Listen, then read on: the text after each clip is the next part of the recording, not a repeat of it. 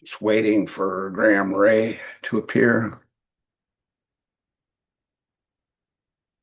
as we return to our discussion about the Free Church of England and its eradicated history. Hello there, Grahame. Hi, Donald. How are you doing? Good. Did you get home? I've got home safe and sound with all my stuff that I've been foraging. Okay. Do you have to engage in the weekly forage? The weekly. Oh, yeah, I do. You do. We've got Walmart here as well, so Oh, we okay. we probably walk down the same aisles. Okay. I that's where I do my shopping at Walmart locally. Yeah, we call it Asda over here, ASDA. Oh, I don't know. It's the same company, but they obviously trade under a different name here for some reason, yeah. for You know, legal reasons. I've been thinking about the FCE. Yeah, yeah. And my thoughts are is that they've lost their reason for existence other than a prayer book or Well, being a people without women's ordination or the gay issue. Uh, yeah. I think they've totally lost their history. Do you think GAFCON is in a similar camp? I do. Yeah. Yeah. I get Define. that impression because I've engaged with them quite a bit, but they don't seem to be bothered about the fact that they've got errant bishops in their ranks. Yeah, I don't know anything about GAFCON UK bishops. They say they hold to the 39 articles, but it's hard to say.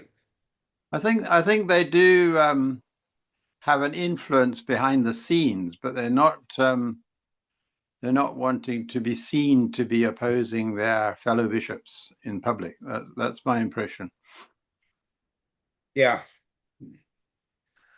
Because I mean, Joseph's doing a good job over in Spain, Joseph Rosello, and I believe behind the scenes he's been asked to help in Exeter, but that's as far as it goes. You know, he doesn't want to be associated with a direct confrontation with the Fenwicks of this world.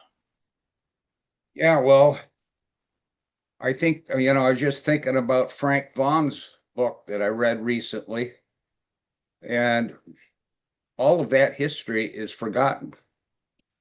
Yeah, well, that's our concern is that here's a guy, and now presumably he's brought in successors who blatantly and openly and publicly dismiss the founding documents of the denomination, and yet he gets to be primus.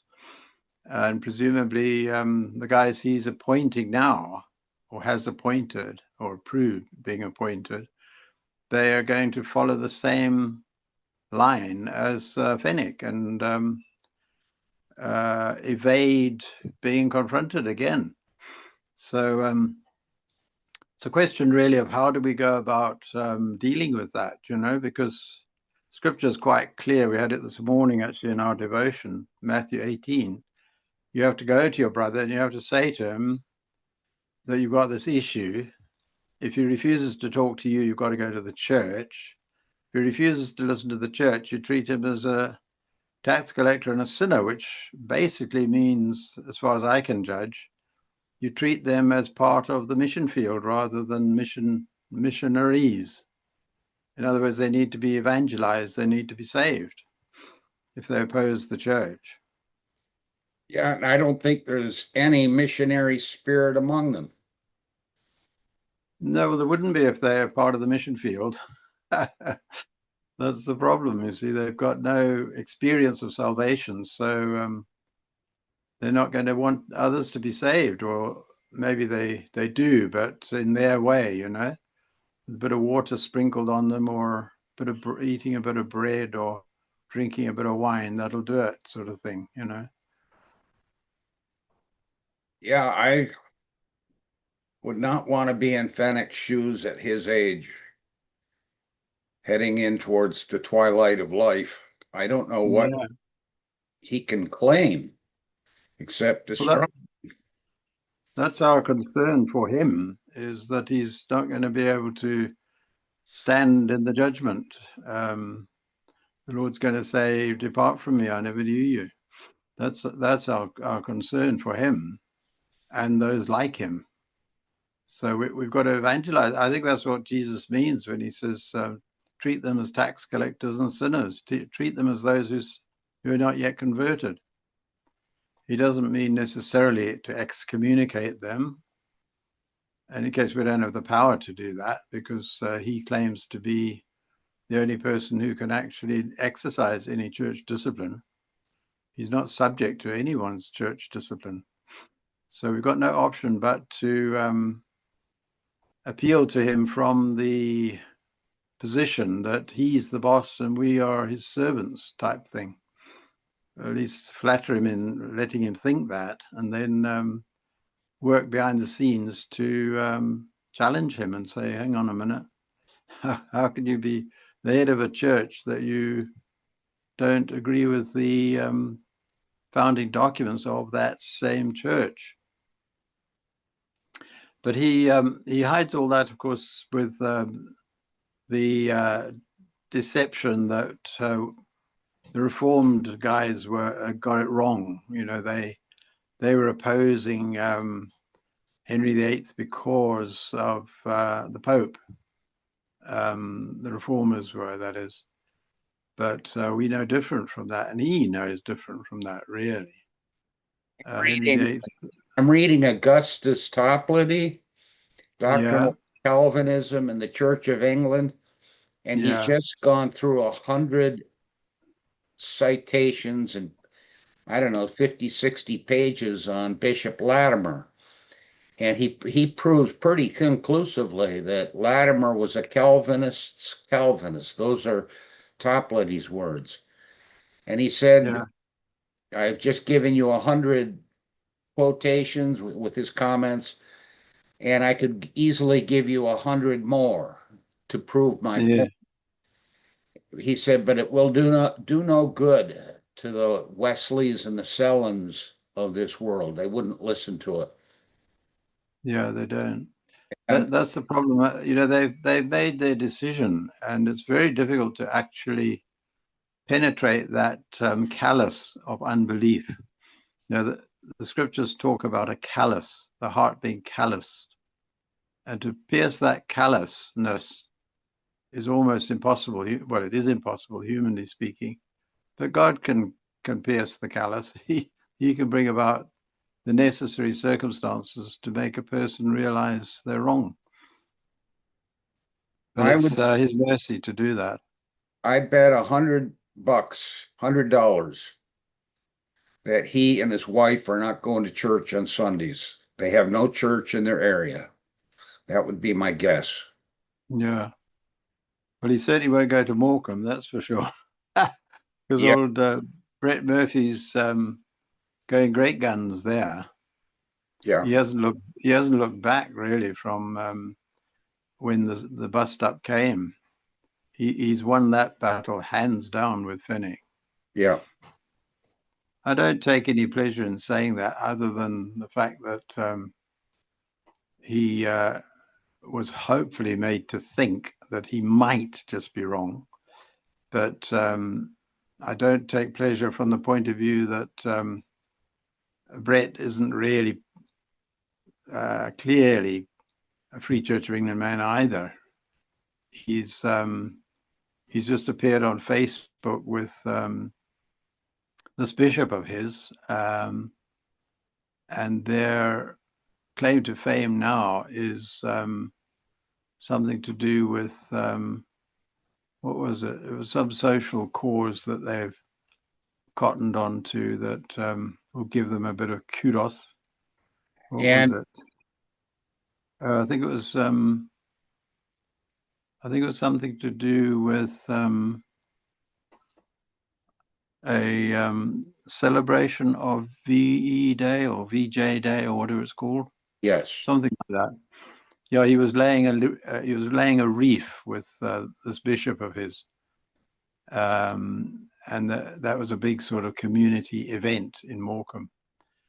And he gets a lot of publicity through things like that. A bit like Calvin Robinson, they look for publicity, and whatever will give them a bit of limelight is what they put up on Facebook.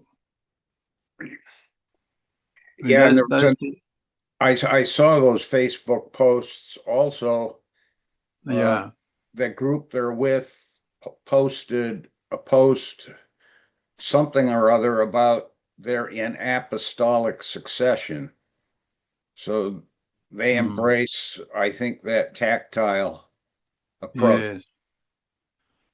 Yeah, well, as I say, Brett's got no time for the evangelical connection at all. I'm sad about that, because we threw our doors open to him when he had trouble with Fenwick, but no ways would he come our way. And I think I told you his bishop phoned me and said he had explored that idea at Brett. This is his interpretation of what Brett's reaction to the connection was. He'd explored it, but came to the conclusion that we don't really take ourselves very seriously either, which it may have some substance to it, because we are now heading towards independency. Workington are pretty much doing their own thing. I'm trying to get them to come to a convocation here on a Saturday so as we can get some lay people involved. But they're kind of bucking that idea. I don't know what's so sacred about a Saturday, but they won't consider a Saturday for some reason.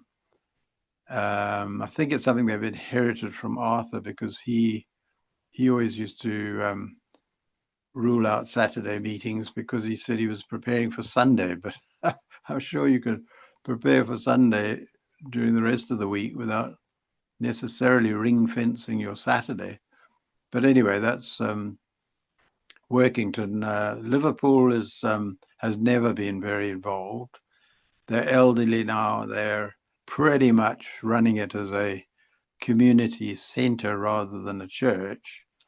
They do have services, but only for a handful of people.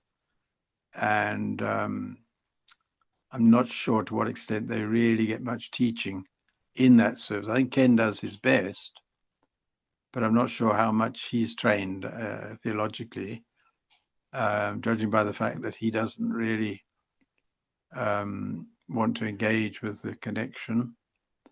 I've offered him training. I said, we can do some work on the 39 articles, etc. And he's consulted with his people, and they've virtually voted unanimously not to do that.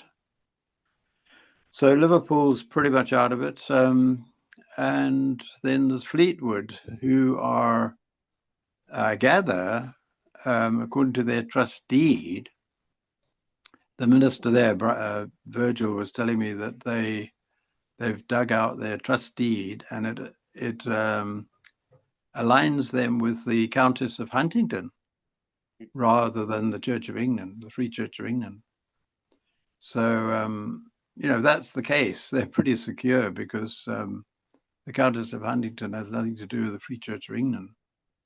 And if their trustee doesn't oblige them to even have the semblance of being Free Church of England, then why should they be? Because the Free Church of England is not a name you really want to associate with right now. So the connection is a little bit in disarray, I must confess. But nonetheless, I think I sent the minister of Exeter a little article that came up on my news feed from my email AOL, and it was to do with the High Court. That made my ears prick up, because as you know, Exeter has been reported to the High Court now, and the High Court have apparently sent them an injunction to say that they have to comply with the Free Church of England or else. And Exeter are busy rebutting that. And I've sent in a testimony, and I've sent him all the advice we've had from our solicitors. And I sent Steve a copy of this High Court injunction. There's nothing to do with the church, but it's an interesting parallel case in that the High Court has just ordered a hotel in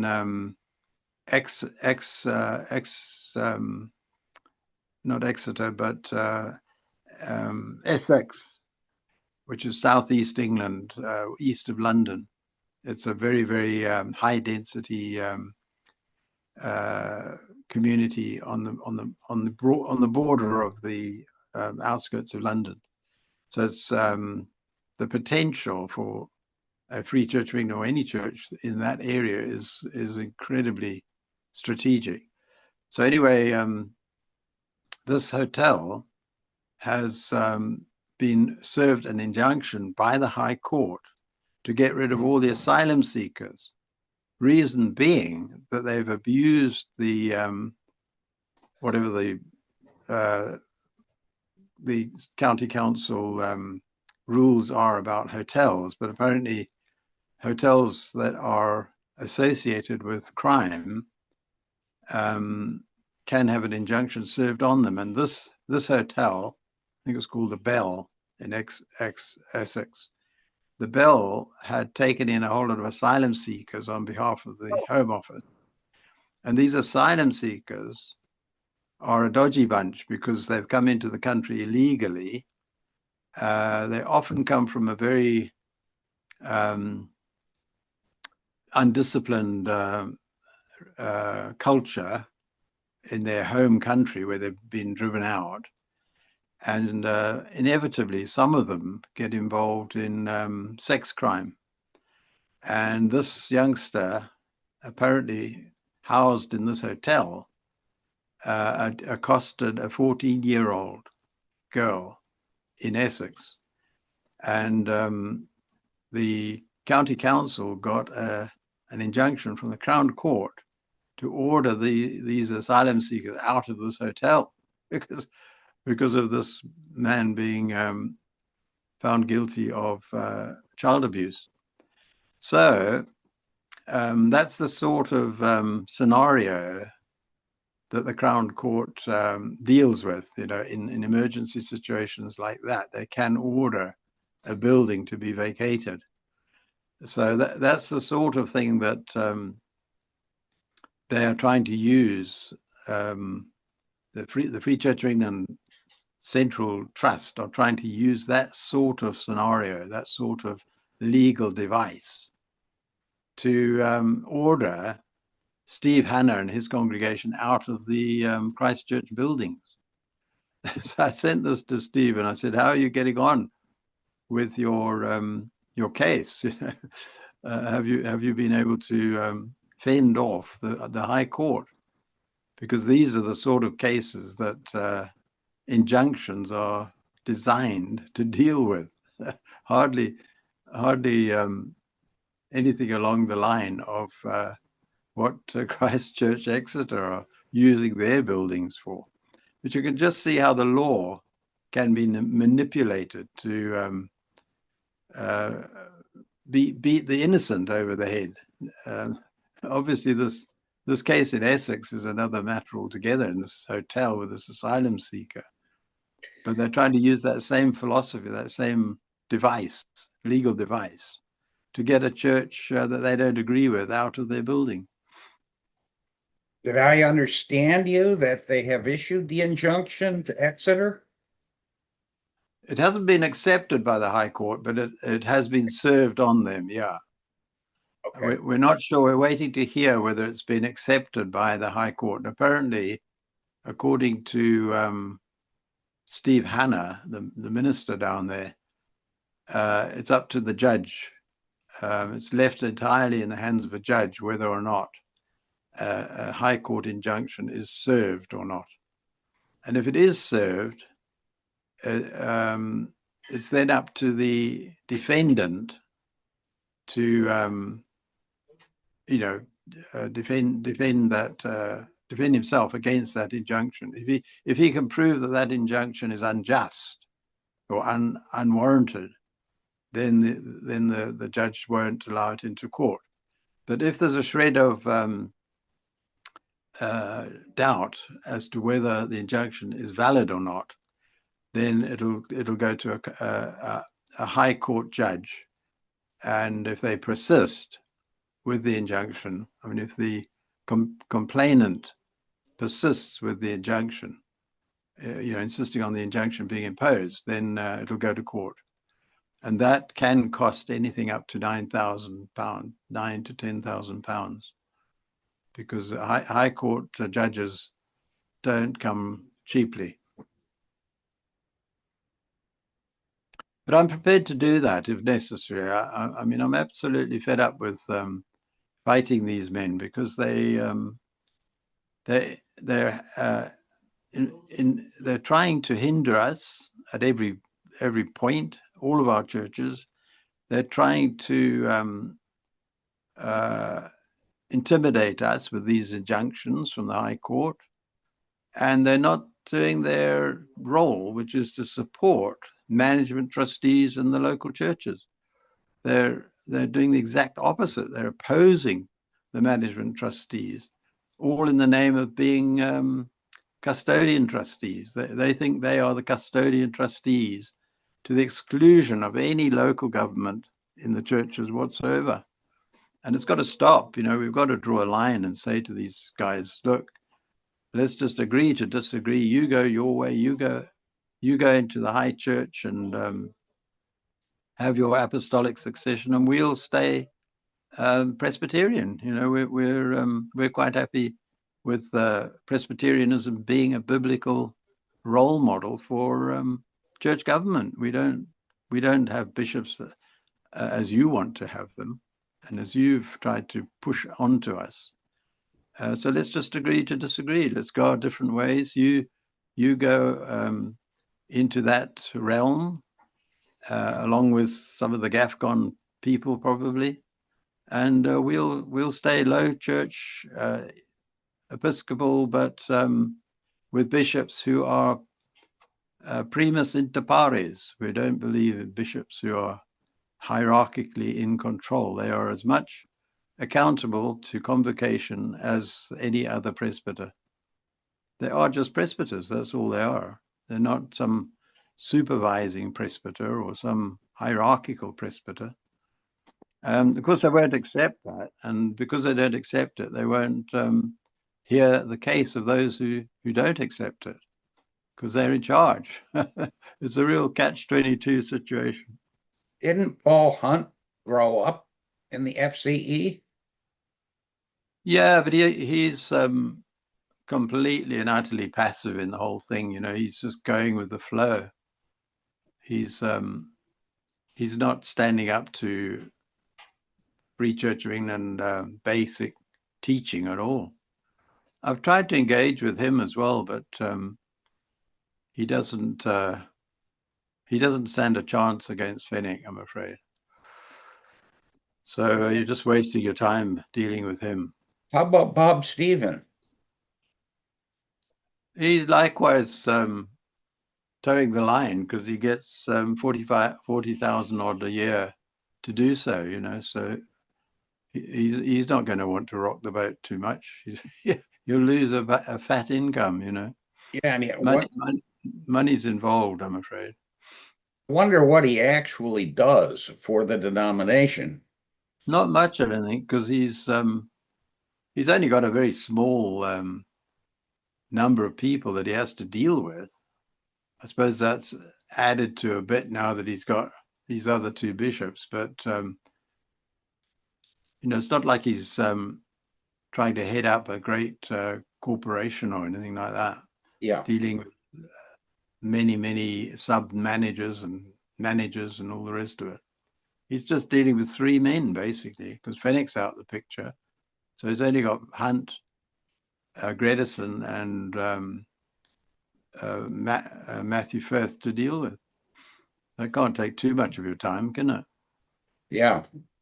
And if there's a, like J.M. Bragato said a number of times, there's never more than 100 to 150 in their churches on a Sunday at the most. Yeah. Yeah, I mean, even the evangelical churches are the only ones that have got any sort of real life in them. Up here, I know for a fact that Tottington is no longer functioning. The church that Arthur Kay used to run, that's not functioning. Middlesbrough, of course, is closed down.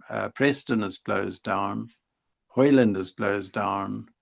I think they're still operating on the Wirral in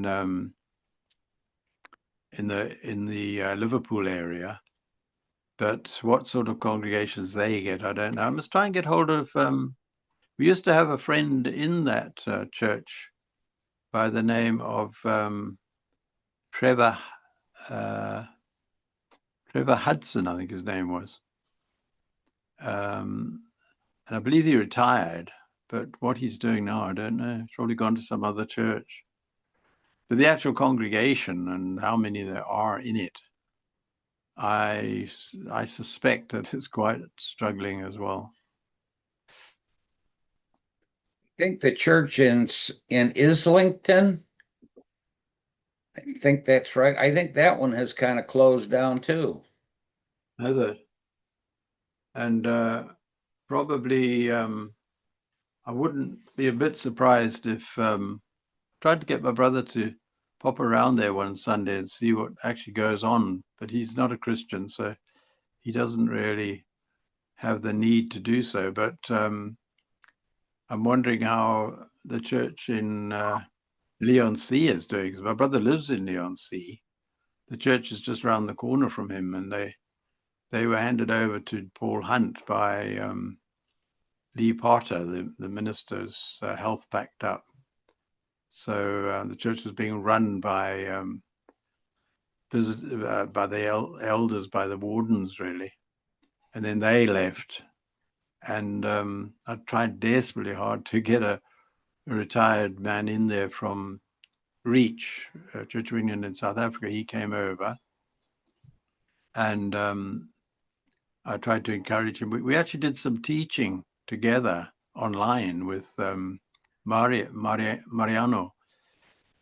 And I tried very, very hard to get Lee Potter to interview this chap, Vernon Loker. He's an excellent guy, ran one of our biggest churches in South Africa. But unfortunately, Lee Potter wouldn't even talk to him. We actually went down there, myself and Virgil went down there, knocked on his door and said, "Can you please talk to us?" And he was there, apparently, but he didn't answer the door. He wouldn't answer the door. So the connection churches have not been that supportive, really, sadly. You know, if you don't stick together, if you don't act en bloc, if you're all just doing your own thing, that leaves you wide open to being picked off one by one. And that's exactly what Fenwick's been doing. He's been picking the evangelical churches off one by one. What's the advantage for him in doing that? Is it money? I suppose. Hi, thank you. I suppose it's thank you. I suppose it's money in terms of the fact that you know, by crippling the churches, you or by putting financial pressure on the churches, you can get the ministers to retire. So money's involved, like it was with Bragato. Bragato is a prime example of money being used to pressurize evangelicals out of the denomination. But I think his main agenda is to, from what we can see, I mean, I'm just judging by the fact that he has targeted all the evangelicals. His main agenda has been to get rid of evangelicals and to introduce Anglo-Catholics. And to that extent, he's been quite successful, and threatens to continue to be so through the people he's now appointed, who are, as you know, militantly, almost very belligerently anti-reformed.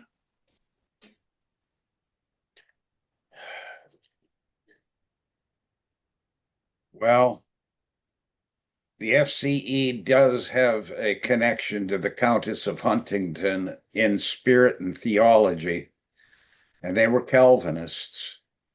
And that can be traced back into the 17th century as well, and the 16th century, as Augustus Toplady is convincingly showing. Yeah. You know, You see, they're not impressed by that from the point of view that I think, just judging by the comments he makes in his Anglican ecclesiology and the gospel, they've misunderstood the Reformation. They regarded it as more of a political movement than a theological movement. At least that's the smokescreen they hide behind. They say, "Oh, we moved on from that. You know, we're no longer fighting the Pope. The Pope is no longer an authority in the UK, so we don't have to fight the Reformation anymore." And whether that's just a smokescreen to hide behind and cloud the issue so that we don't realize what the real agenda is, which is, as I say, anti-Calvinism, anti-reformed, anti-election, anti-predestination. That's the real issue with them, I suspect. But that doesn't sound very appealing to anyone to fight on that ground. So they make out that it's an issue of us moving out of the historical context in which the church was originally founded, which was quite definitely, as far as Henry VIII was concerned, fighting the Pope because he wanted to divorce his wives. Now, obviously, that is not a very worthy cause to start a denomination, for one thing. And for another thing, it's got nothing to do with theology. So, you know, if that's all he thinks of the Reformation, then he's either very, very sadly informed, or he's being deceived, or a deceiver, probably. I don't think he's deceived because he's too intelligent for that. But I think he might well be attempting to be a deceiver in hiding behind the smoke screen that the Reformation was all just a political objection to the Pope. does he think? Does he really think that we're that stupid? I think he's hoping we might be. Yeah, he's hoping we'll be duped into imagining that that was all the Reformation was about. It sounds like gaslighting, which Oh yeah, it's very socio much it's very much grandstanding and you know, championing a cause that you have convinced yourself is the only valid one. I'll tell you, I'm glad I'm in theology all day long, reading 6, 8, 10 hours a day. Because as Mm, soon as I hear that anti-predestination, I know they've moved away from the Bible as the authority, and they've yeah. dethroned God, and they put things in man's hand, and they want to shift away from divine sovereignty, which is dishonoring to God as he's revealed in the scripture. It's disrespect. It's an attempt to murder the full orbed character of God. It's trying to steal from him. It's bearing false witness. And Yeah. it's having another God before them. And it's impoverishing as well, because once you rule out the sovereign work of the Holy Spirit, what have you got left? You've just got man's so-called free will, which is not free at all. It's in total bondage to sin and death. It's the So you paper, actually, it's the paper tiger that never wins. yeah, if we're dependent on man's free will, we're really up the creek without a paddle. I think it also undermines the doctrine of sin and justification. Mm. Because if you're going to do that in the character of God, it's going to carry out into other areas of theology, which is man-centered. And, the 11th commandment of the Anglo-Catholics is show thyself, make thyself great. And the thing is, it's dishonest, because our founding documents are quite explicitly reformed and Calvinistic. And it's dishonest for them to come in, take over leadership, and make out that they're still the same church. They've actually hijacked the church and made it into something it's not, on paper anyway. It might be that there are plenty of Arminians in the pews. I'm not denying that. But they, as leaders, ought to be teaching those Arminians, not just joining their theological camp and saying, well, let's all be one big happy family together, regardless of our founding documents. Well, they've dismissed and erased the history of the FCE, just like Bishop Leonard Riches did in his tirade in 2014, long 5-minute, eloquent, but the adjectives and adverbs he used for the old Reformed Episcopalians was absolutely defamatory, and he did it with intention. And it was abuse of those in the past 120 years from 1873 to the 1990s. And I think he just was a superb narcissist who was always right. The other guy was always wrong. And he just pressed forward. I'm glad I got out in 2005. Yeah. I still use the prayer book every morning. Every morning at 6 o'clock. I have YouTube hymns before and a couple, 2, 3 hymns after the morning prayer. And then so it keeps me on track. Yeah. Anyways, we need to get going. We need to get going here. You ready to come back tomorrow? Yeah, let's do that. Okay. So I'll see you tomorrow. Lord bless you. Bye-bye. See you tomorrow. Bye.